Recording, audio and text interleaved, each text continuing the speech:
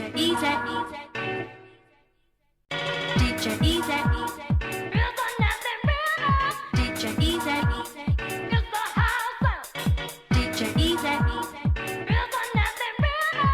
DJ Easy. Right, we're here with the one and only multi-award winning DJ EZ. How's it going, mate? You alright? I'm fine, man. I'm cool. Good. Now, you've been on top of the game for so long, but obviously there was a time when you were just a snotty-nosed kid with a set of decks. Yep. How did you become a DJ, and how did you get into garage? Well, I started DJing 13 years of age, not with decks, but just one deck and a tape deck. Yeah. So I used to mix like. I have one with pitch and one without. You see, on the tape decks, right, you got this little pinch roller, and if you squeeze it, it changes the pitch. You didn't know about that, did you? You didn't know about that. Yeah, so that's how I got into mixing, really. So you just started off from there. Any influences or? Back in the day, it was just like the old school pirate stations, like Centre Force and Dance FM, which I eventually got onto, and there was no influences back then. It was just like messing about and like. But you was always naturally into music. And yeah, definitely. You mentioned in Pirates there, you were a legend on Freak, but then you stepped up the game a bit and become a Kiss DJ. How did that all come about? It all came about with just like a few guest appearances on like Steve Jackson's show and guest appearances. Big up like, Jackson, that show was big. Big him up, the morning glory, big up the morning glory. Yeah, so a few guest appearances on there, Bobby and Steve as well, and a few guest appearances on the old Tough Jam show as well. And then I got to cover Tough Jam show one time, and then it just like progressed from there. Snowballed from there. Yeah, just they gave me a show. Never looked 2 back. till 4 in the morning, you know. And then Was that your first show? first show, yeah, Monday night, Tuesday morning, 2 till 4. Yeah. Stepped up the game then. Now you really are a big influence in the scene. During the commercial height of the scene a couple of years ago, if you played a record, you knew that record was going to sell in the shops. That must have been a weird feeling. Well, I think I just got an air for it, really. Yeah? Yeah. You just know, innit? You just know. So you think it was more about good tunes and rather than what you played sold? I think, I don't know, some of the tracks that I played and people like label it as like, I actually broke it. I think they would have broken anyway. Say for example the Daniel Bedingfield. But that's being modest though, because no one was really spinning the Bedingfield thing. But maybe I am being modest. Yeah, maybe I am. Because you made him a career. You weren't going nowhere. Let's get it on record. Daniel owe me some money. Daniel owes you some royalties. Yeah. You should have signed the publishing. Yeah. So did you ever get selective about what you played because of that? Like especially after Daniel broke and went to #1, did you ever start thinking, well, boy, maybe I should be playing, you know, some of my tunes more or some of this? Yeah, I did. I played a few more of my tunes, and I got grief after that. As soon as like the Daniel Bedingfield thing came about, it was like every producer's on my case, and I even got like, you know what I mean, a few threats as well. Serious? Yeah. Threats? To that extent, yeah. What, play my tune or this will play happen? my tune or else. Serious? Yeah. Wow. And like, the show was getting quite big as well. I had Saturday night, 7 till 9, like slap bang in the middle of the weekend. Massive show. Prime time. It was really a lot of pressure then. I actually prefer it now. It's a bit more easygoing, more flowing. But back then, mate, you just don't know. And you're hearing this first as well, man. You're hearing this first. Really? The pressure got to easy? It's pressure, a lot of pressure, man. A lot of pressure. So tell us about your productions for a minute. It started off with the intros, of which you got about, what, 40? 10. You've got more than 10. You've got more than 10. I know you've got more than 10. Yeah, there's more than 10, but you know of 10. I only played 10 out. Is that how you started producing? You just thought, I'll make an intro for myself, and then obviously your style kind of got around in the clubs? I was producing way before I was into garage. I've done like a few old hardcore bits and. Really? Yeah. Anything on vinyl? Yeah, it's on vinyl. Yeah. You might get to hear it one day. I'm gonna hunt them down now. What was the name? Yeah, I'm gonna tell you. I'll tell you when the camera's closed. So you started off with the intros, well, the hardcore stuff, and then obviously intros had a massive impact on the scene when you was playing out and stuff around the clubs. And then you started the label, Zed Recordings. Yeah, started Zed Recordings. Put out 1 EP on there, 4 tracks. Went quite well, sold about 5,000 to 6,000, which is not bad for the first release, and not really a lot of push on it, and not really like being a well-known producer. So it's quite good. So after that, I got a phone call from what's his name, Joey Negro's label, Oh, okay. Z Records, Right. and That was my next question, actually. Yeah, Why did yeah. it terminate? yeah, Z Records, and done the right thing. Just said, you know what, I'll change your name because you're like Z Records. The genre's a bit close as well. He does like soulful house, funky house. Yeah, so it was something Just you do had the to... right thing, you know, just change it. So One Recordings is now your label, One with an N at the front. one with an N at the front. Yeah. None. No, I've done about 3 releases on there. I am planning to do some more, but right now the DJing thing is just hectic. Yeah. Booking's still pouring out, mate. You know? So no plans to go back in the studio Oh soon, yeah, or yeah. I've got bits like ready to go. you've been slack, man. You know there's a demand for your stuff. You know that. Not a great demand, especially at the MP3 market. Is it gonna sell? You know, you're gonna press up 500 and is it gonna sell? Did you ever think about releasing your intros? Because I think it was number 10 was the... Number 6. Was that 6? Number 6, yeah. God. And that took actually like half hour to make.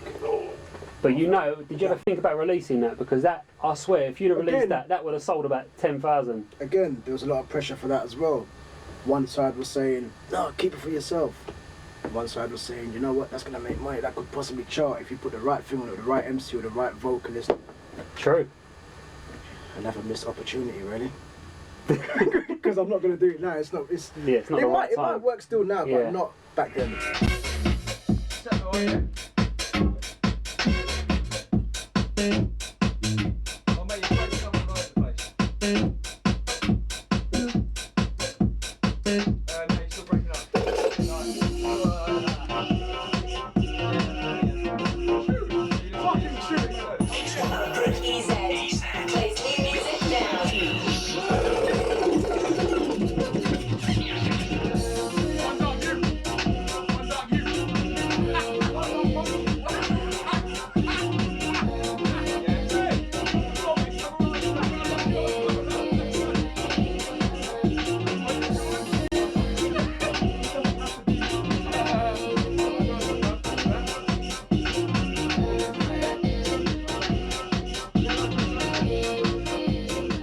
So what producers do you rate at the moment, or have you rated throughout your time in Garage?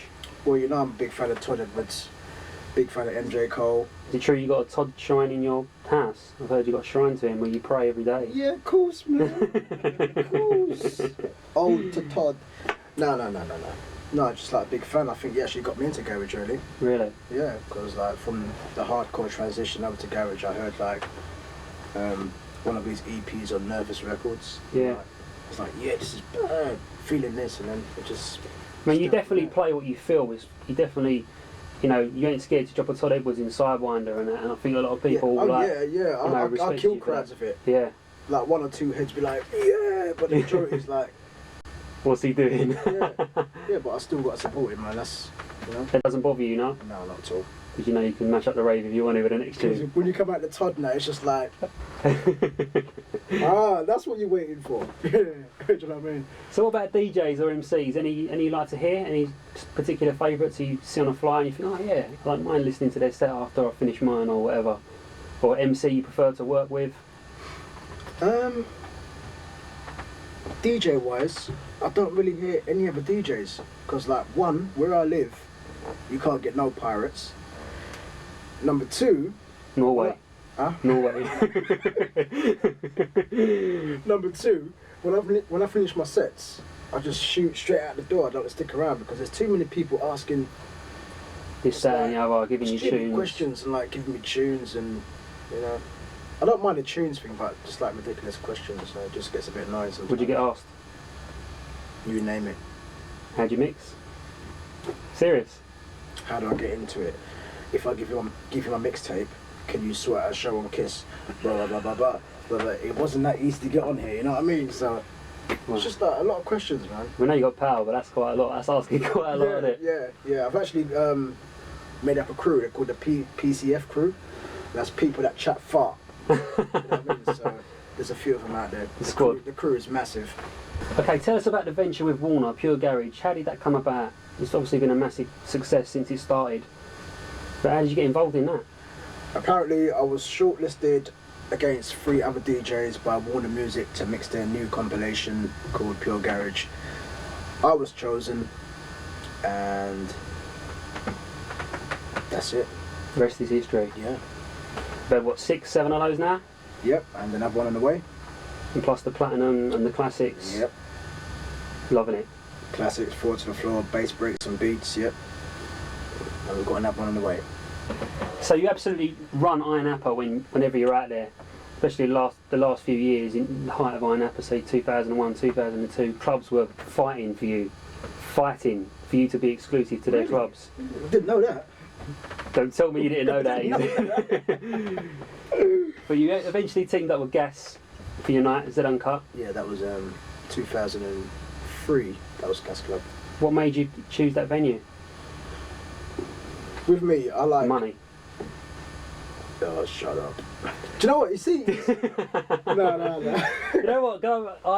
I'll be honest, right? I heard some crazy figures floating around. Did you? EZ exclusive for the summer. Yeah, so did I as a well. lot of zeros. That's what I was hearing. That's what I heard. That's what I heard. A lot of zeros as well. Yeah. And like, no, you're supposed to hear it from the horse's mouth. So it was 6 zeros.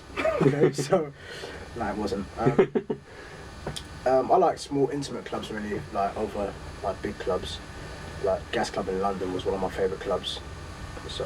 But you know, you could have filled a bigger club out there. And took more on the door. Definitely, but the door wasn't my concern. I just had my fee, and that was it. It wasn't about the money thing really. Just like the system, did it feel right? I'm there every week, so it's got to be right. I mean, how did you cope with that? Did you come back and forth and stuff? It was like a Sunday, Monday, Tuesday thing. Sunday was like Iron Apple. Monday was Pathos. Tuesday was Falaraki. Jesus. And then back home, do it all again. Every week. So that was a tiring summer. Yeah, man, I got loads of air miles, mate. But worthwhile, yeah? Oh, yeah. Definitely Had to worthwhile. be. Was it your pulling power out in Iron Apple that made you set up your own night in London? Because obviously you must be aware that people book you because you're going to fill the club. That's what I've heard. Your fee commands it. That's what I've heard. These bloody thief, you know what I mean? Can I make a point? Can I make a point that, you know, even though we're discussing money and that here, and I'm possibly like the so-called number one in the scene, I'm not the most expensive DJ in our genre. Really? No, I'm not the highest paid in our genre, so that might, you know, just tone things down a bit. You know? It's going to set tongues wagging there, you know that? Yeah. So who is getting more money than Zed? But your DJing to take you around the globe, what's been your best experience of playing abroad? It's got to be after the gigs, you know, the shag and the birds and the after party in the hotel. No, I'm joking. Nothing like that at all. It's just going out. It's like DJing in a different atmosphere, you know. It's like the climate and, you know. Any particular dates stand out? I don't mean dates, I mean gigs. Well, obviously a few Not nights. the birds. a few nights in a Gas Club. Good memories there as well. And Pure Silk in Pizzazz when it first started off in Iron Apple. Definitely, that was a highlight. few moments there as well. Yeah. Have you ever done Australia or anything further? Not that Further far than the through. Greek The farthest islands? I've been is Japan. No, That was an They're experience. nuts out there, aren't they? Yeah, they have it. Get some gadgets, because I know you're a gadget freak. Oi, Akihabara, mate. Almost declared bankruptcy.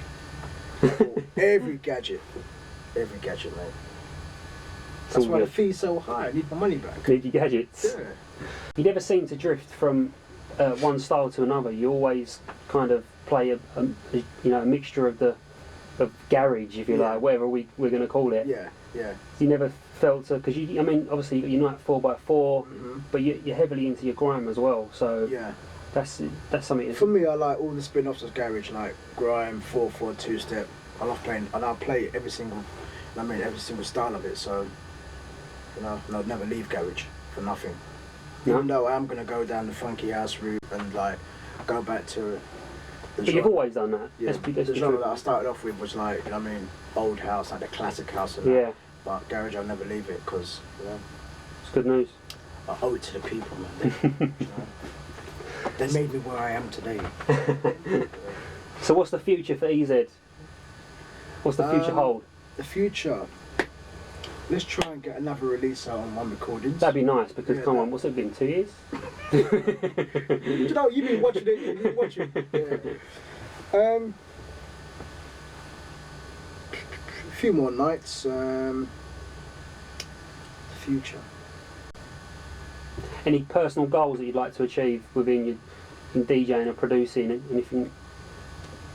Any targets you've set yourself? Yeah, I want to try and play a bit more, sort of like internationally, rather than just like the UK. Yeah. You know what I mean? So I'm finding like a few like old garage DJs are like playing out in like Australia and Canada, and I'm thinking, hello, what about me? You know what I mean? I'd love to spread my sound Yeah. that far afield. Right, time for the quick fire round now. Yeah, this is before we go, Zed. Okay. Take a drink. 2-step or 4/4? Oh, Jesus. Quick. 4/4 has got more energy. Chop or fade? Chop. MCs or no MCs? No MCs. Todd Edwards or MJ Cole? Oh, jeez. Oh. Good questions, mate. Todd Edwards. Lemon and herb or flaming hot? Lemon and herb. Really? That surprised me the most out of the whole interview. Really? Yeah, I don't know why.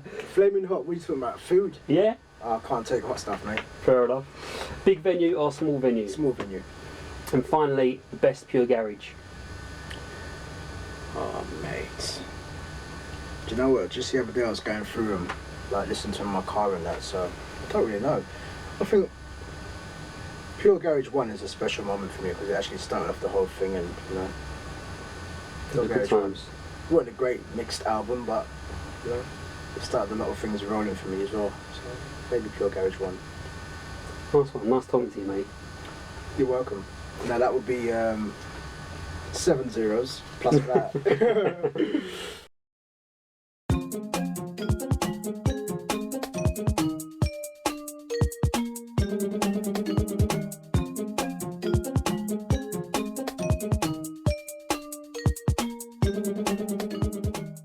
Okay, we're here in the southeast of London with one of the finest UK garage producers around, Mr. Sticky. How you doing, sir? Good evening. Nice How are to see you. Not too bad, thanks. Good, good. So, I know you started out as a hip-hop DJ and producer with the Ill Kids. Yep. But how did you get involved in garage? Well, basically, I was working with this artist called Nisha. We signed to Props, and I did an R&B version of What's It Gonna Be. And at the time, this was in '99, so garage was kind of still growing. Yeah, sure. And the guy, the manager, he wanted to do a garage mix. So I said, oh, I know someone. Give you that one. I'll give it to someone else, you know what I mean? Just give me the acapella, time stretch it. I think it's about 1-3-3, I think. I'll give it to him. I need someone by the end. So I got the acapella. I thought, let me try something, let me do an idea. So I did an idea, thought it was crap. This guy came around now, and I played him the idea, and he goes, I don't think I could top that now. Really? I was thinking, Can you tell us who the guy was? that's kind of, I can't Come on, tell you. reveal. No, you don't know. Big producer? No. Fair enough. But he's a friend of mine, so I thought, alright, let me just see if I can do an idea, kind of, because I thought it was crap. So Obviously, what he thought that was good, I thought, well, let me do it to what I think yeah. is good. You know what I mean? So I started as a dub mix first. So that's why it's kind of bassy and stuff like that. Then the song kind of fit on it, so I thought, why not just use the whole song then? Use the whole song, yeah. You know what I mean? I mean, that's kind of blew up straight away for you, didn't it? That's Yeah, got really... it took a few months, because obviously didn't know the scene, didn't know anyone in the scene. Yeah. So we put it out for about 4 months, it didn't sell. And then we swapped distributors. And they said we're going to give out some copies to North London. Yeah. And then it just blew up. From after there that, on? Yeah, from there on. So I thought, well, I'm going to have to go to North London then. And do this music. Plus it was like my biggest selling tune at the time. It's like 12,000. Wow. So I thought, I'm into that. Yeah, let me see if I could do another one. So then what happened from there after that? What happened from Well, I there? did a few. I got my MPC, my first one, the 2000, so 4000, and started made triplets, stick to the floor, and jaws, and then I met Jason. Then he told me like what he does and who he knows and that. Yeah. So I played like the stuff then. Kind of got together. We really had social circles there, so. It was already an established label, Yeah, so it was. so I just thought I'd just jump in there and do what I do. Yeah. And so went from there. Yeah, went from there really. So, I mean, one of your biggest tunes was obviously Boo with Miss Dynamite. Yeah. How did you hook up with her? Well, I met her 2 years beforehand. She came to a club and was playing it, and she went on the mic, tore it down. I said to my partner, Simon, I said, you know what, get a number. Didn't have any equipment then, but I knew that she was big. Oh, this was previous to Yeah, anything? it's previous to everything. Just 2 years beforehand. And the number still worked, yeah? No, someone lost his phone. So 2 years, couldn't get hold of her, and then I was doing a track with Ladies First. And A&R, Jay came and said, oh, I know this girl. She's a kind of a rapper kind of thing, she does a garage thing. Yeah. We got time to see her. At the time we didn't. I said, no, we haven't got time. But we only had a day left to finish this track. I said, what's her name? He said, oh, Miss Dynamite. I said, no, I've got time for that. And then it kind of clocked about 10 minutes later. I was like, Miss Dynamite? I'm sure I know that. I said, give me her number. So I rang her and I said, do you remember me? He was in Cameos in West End. She said, yeah, I remember you and Simon. I said, alright, well, we've got this tune. Come down. Told the people in the studio, I said, well, if it's the same girl I'm thinking of, this girl's hot. Yeah. You know what I mean? So she came the next day. So did you build the beat before she came down? Nah, that wasn't even Boo. That was another track we did. But what she did on it just outshone the tune. Really? So we thought, what am I going to do? Like, you know what I mean? Let's just do a whole tune with her. You know, I think just having a feature wouldn't be enough. Yeah. You know what I mean? So I thought, well, let me see if I can talk her around to doing the track. And Boo wasn't even the track. Boo was a feature for Vula. Really? And you just decided to put her on it? Yeah, because she had a track that was so good, which was about people popping champagne in the rain and having a good time, blah, blah, blah. So I said to But the beat was a bit aggy for that though, wasn't it? I didn't have the beat then. Oh, you didn't make the beat? No, then? I didn't know. I didn't make the So beat. did you create the beat on the day with her, or? No. She voiced on a different beat. She voiced Boo on a different beat, Yeah. and then you made the beat around yeah, it? Yeah. Nice. Well, I mean, did you expect it to blow up the way it did? No. You couldn't have expected that, could you? Especially commercially, because it was such a, like, raw... It was just raw, she was swearing. I mean, there wasn't a garage track before that Yeah. where an artist swore. The tune, you know what I mean? Yeah, I couldn't play it to my mum. You know what I mean? Just slap you. And there was no chorus. It was just a continuous song. So conventionally, you know what I mean? I didn't really think, yeah, this would be a hit.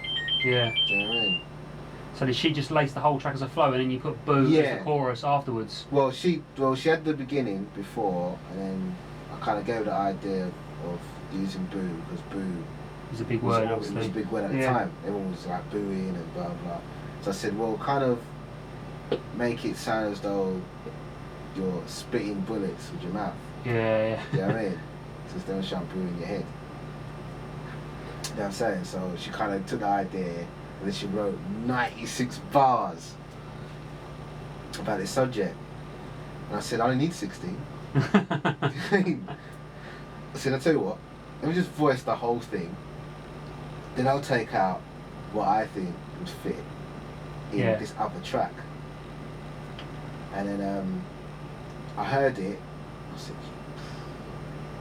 it all seems to gel together. I can't pull out one bit because the ending won't make sense. I mean, instantly that tune just like took off, didn't it? Yeah, it just From time it touched first person's dub plate, it was already massive. Yeah, I mean that tune gave her a career, yet she didn't even have it on her album. yeah, I know. What was all that about?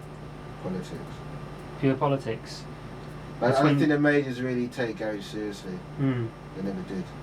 Because she isn't the only one that did a garage track and then Chunks. didn't know. Yeah, didn't know what genre. But you two okay between you two? Yeah, we're okay now. So I mean, after that you followed it up with another big tune with Tubby T, Yeah. and you've become a bit of a garage hit maker over your time. Why do you think that is? I think it's just an understanding of artists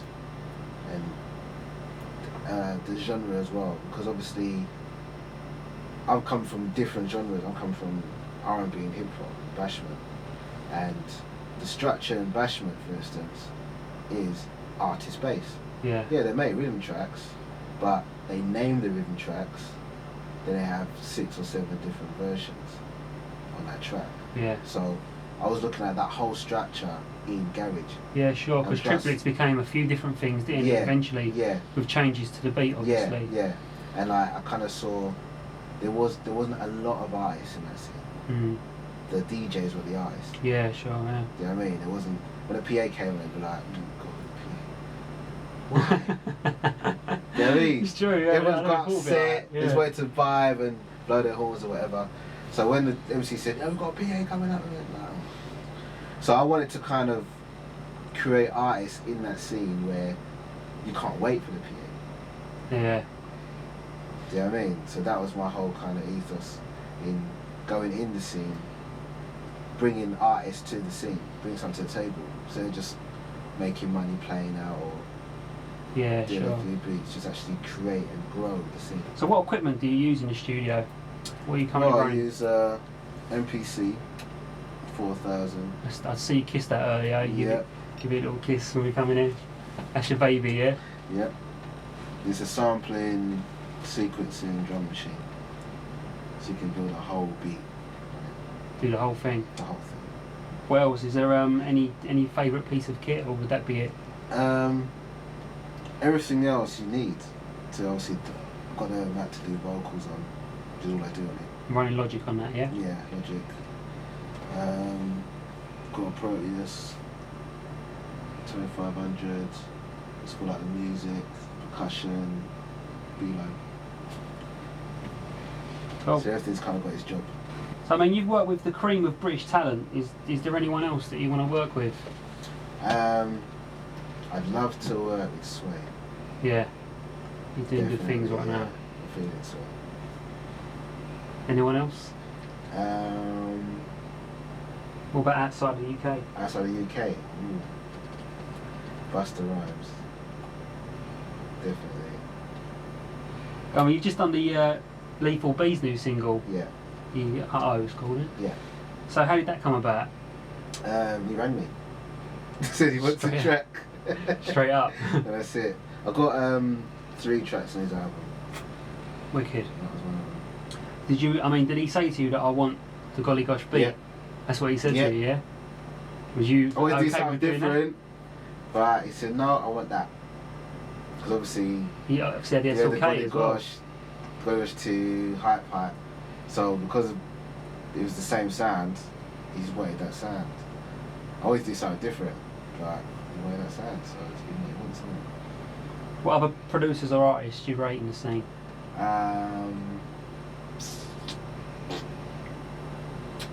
Da Vinci. Feeding his beats, yeah? I like his stuff. Terror Danger. Definitely. Yeah. Yeah. There's a few new cats as well. They ain't had tunes out, but What about Explicit? Because he was with you guys early on the as well. Explicit, he's a whole different kettle of fish. Do you know what I mean? I think the Explicit, he's got a lot. He just needs that a run of tunes with artists. Yeah. He's got the beats. Yeah, sure. There's no argument there. He's got. So you kind of discovered him, didn't you, as well? Well, kind of, yeah. It's kind of linked through Jason though, because he played with some of his stuff, and he gave me a CD. I said, right, 2 and 3. That's your first tune. So you picked out the ones, Yeah, You went from there. yeah. We went from there. So away from the music, what do you get up to? What do you do to relax? And Sleep. That's it. when you're not in the studio, Yeah. you sleep, yeah? Yeah. Any other creative outlets? Not really. Just eat, sleep. do music, play out. That's you. That's it. Where do you see yourself in about 3 years' time? What's the future hold? I see myself hopefully in America. Just trying to break there. Yeah? Yeah. And what sort of style? Any style? Any style really. Just have a job. That's your personal, is that your personal goal to crack it over there? Yeah. Just have a job like doing, because I feel like I do more than producing. Do you know what I mean? Yeah. I feel like I do an A&R job, I do an engineer's job, I do a DJ job, I do a PR job, I do, you know what I mean? So I feel like if you split what I do into 8 people, how much are you getting paid? You know what I mean? But to prove your point, you have to do everything. Yeah, sure. Do you know what I mean? Especially over here. Yeah. You got to do it. You got to make sure it's done properly.